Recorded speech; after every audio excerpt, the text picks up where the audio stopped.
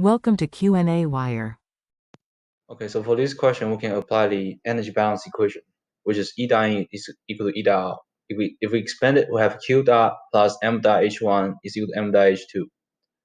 So Q dot here is the heat transfer rate for the oil, okay? And M dot here is the mass flow rate of the oil. H1 is the inlet enthalpy of the oil, and H2 here is the exit enthalpy for the oil.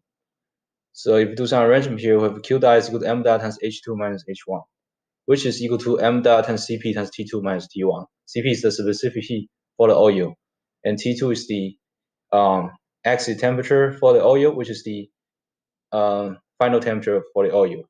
And T1 is the initial temperature for the oil, which is the inlet temperature for the oil.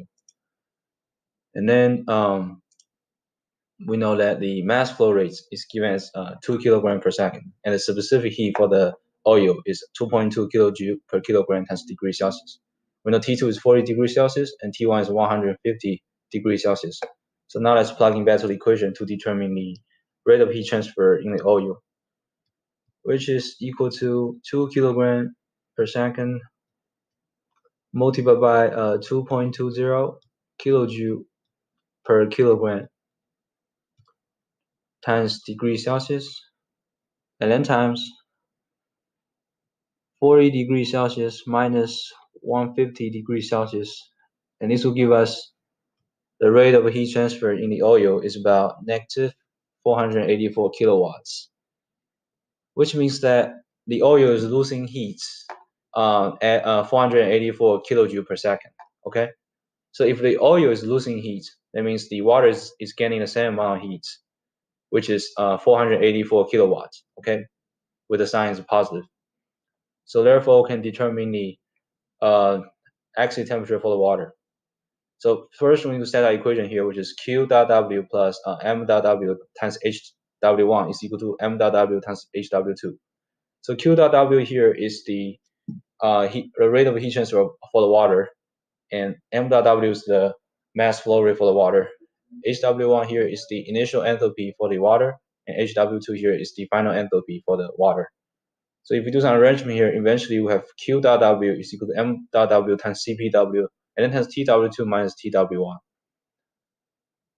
And then we'll have TW2 is equal to TW1 plus Q dot W over M dot W times CPW. So TW2 here is the exit temperature of water we need to determine. And TW1 here is the inlet temperature for the water.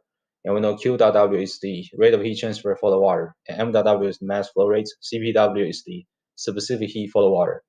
So we know TW1 is given as 22 degrees Celsius. Q dot W is 484 kilowatts.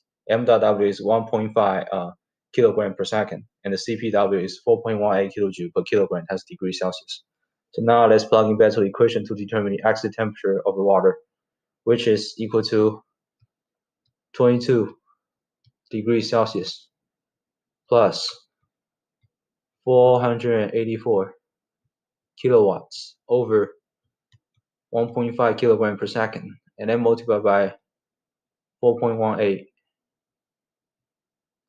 kilojoule per kilogram times degrees Celsius. And this will give us the exit temperature for the water is about 99.19 degrees Celsius.